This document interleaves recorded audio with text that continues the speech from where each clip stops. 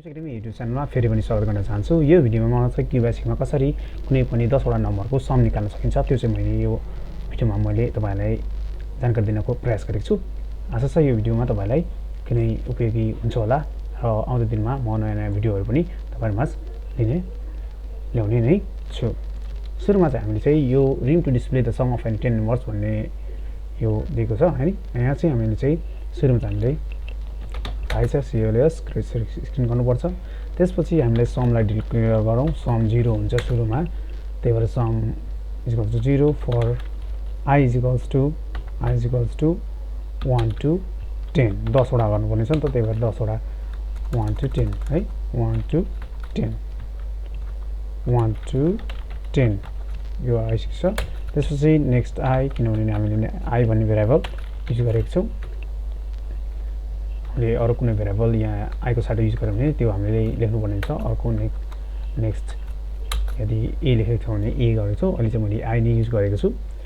त्यसपछि हामीलाई इनपुट लिनु पर्छ। कतिवटा नम्बर भनेको 10 वटा नम्बर आउँछ नि त, सुरुमा हाल्नु पर्ने हुन्छ। त्यही भएर इन्टर द नम्बर भनेर म माग्छु युजरबाट n भन्ने यसलाई इनिशियलाइज गरिदिन्छु। त्यसपछि सम गरौँ, सम प्लस n कसलाई गर्ने, सम प्लस n किनभने यो n चाहिँ यहाँ चाहिँ लिँदै गर्छ, यहाँ चाहिँ a गर्दै गर्छ, लिँदै गर्छ, a गर्दै गर्छ। कतिचोटी गर्छ भने 10 चोटी गर्छ, 1 देखि 10 चोटी। त्यही भएर यो यस्तो हामीले यहाँ गरेको हो। त्यसपछि हामी यहाँ प्रिन्ट गरिदिउँ समलाई, प्रिन्ट। अब फाइनली यो 10 चोटी रन भइसकेपछि सबै 8 हुन्छ नि त। 8 गरिसकेपछि के गर्ने, प्रिन्ट गरिदिने। कसलाई प्रिन्ट गर्ने, the sum of 10 number, the sum of 10 numbers. यसरी हामीले गर्नुपर्ने हुन्छ, इज सम। यसरी गर्ने।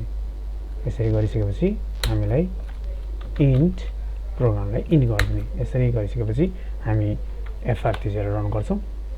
अनि क्रिएटिङ exe फाइल भनिरहेछ, वेट गरौँ।